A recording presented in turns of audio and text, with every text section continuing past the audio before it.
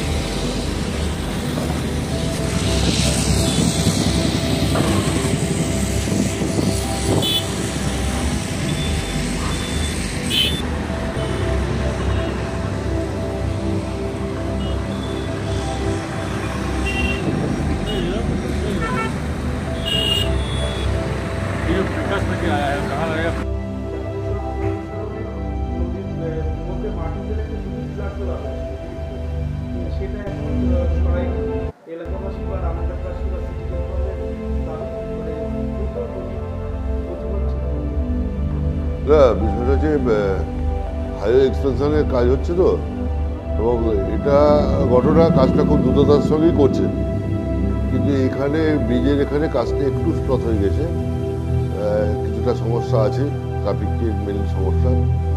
আর ওখানে নদীপথের আমার কাছেও অনেকে অভিযোগ করেছে যে বিশেষ করে নৌকো আসাটা সমস্যা হচ্ছে ব্রিজের তলা দিয়ে।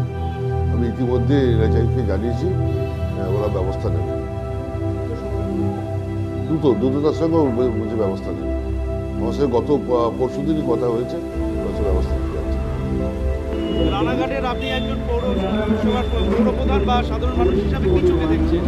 দেখুন, এটা সেন্ট্রাল গভর্নমেন্টের স্পন্সরশিপে চূর্ণী নদী অবরুদ্ধ হচ্ছে, চূর্ণী নদীর গতিপথকে অবরুদ্ধ করা হচ্ছে। এর আগে কালীনারায়ণপুরে যে স্টেশন তৈরি হয়েছে দ্বিজেন্দ্রলাল রায়ের নামে নামাঙ্কিত, সেই ওভারব্রিজ তৈরি করতে গিয়ে রেলের চূর্ণী নদী নব্যতা হারিয়েছে। এখন যে চূর্ণী নদীটা রানাঘাট শহরে জাতীয় সড়ক সম্প্রসারণের জন্য যে কাজটা হয়েছে, এটা আমারই ওয়ার্ড সৌভাগ্যক্রমে। এই নদী রামকৃষ্ণদেবের স্মৃতি বিজড়িত নদী, এই নদী রবীন্দ্রনাথের স্মৃতি বিজড়িত নদী, সেই নদী এখন নালায় পরিণত করে দিয়েছে জাতীয় সড়ক কর্তৃপক্ষ। এটা নিয়ে আমরা জাতীয় সড়ক কর্তৃপক্ষকে বারবার জানিয়েছি এবং আপনাদের জানাই যথার্থে যে আগামী 7 দিনের মধ্যেই চূর্ণী মাথাভাঙা নদী উন্নয়ন পরিষদ স্বপনদা আসেন, এখানে স্বপনদা রয়েছেন, তারা এনজিটিতে কেস করতে যাচ্ছে এটা নিয়ে। এবং কেন্দ্রীয় সরকার এবং তার প্রতিনিধি এখানকার সাংসদ গতবারে কথা দিয়েছিলেন যে এই নদীকে তিনি নব্যতা ফিরিয়ে আনবেন, কিন্তু আজ পর্যন্ত সেই ব্যাপারে একটা টাকাও কোনো রকম মঞ্জুর করা হয়নি। এবং এখন গল্প শুনছি যে কোনো সময় 40 কোটি টাকা, কোনো সময় 45 কোটি টাকা কেন্দ্রীয় সরকার মঞ্জুর করেছে এটা ড্রেজিং করার জন্য। কিন্তু আমাদের চ্যালেঞ্জ, এর যদি কোনো রকম জিও থাকে আমাদেরকে দেখা। এই গল্প ভোটের আগে তৈরি করে কোনো লাভ নেই। দল মত নির্বিশেষে রানাঘাটের সাধারণ মানুষের পক্ষ থেকে আমরা বলছি যে চূর্ণী নদী আমাদের নদীমাতৃক যে সভ্যতা, আমাদের নদীমাতৃক যে বাংলা, সেই বাংলার চূর্ণী নদী একটা জনপ্রিয় নদী, অত্যন্ত উল্লেখযোগ্য নদী। সেই নদীর গতিপথ যে আটকানোর যে তারা, সেটাকে বন্ধ করতে হবে, ড্রেজিং করতে হবে এবং চূর্ণী নদীর যে দূষণ, সেই দূষণ বন্ধ করার জন্য অবিলম্বে ব্যবস্থা নেওয়ার দরকার।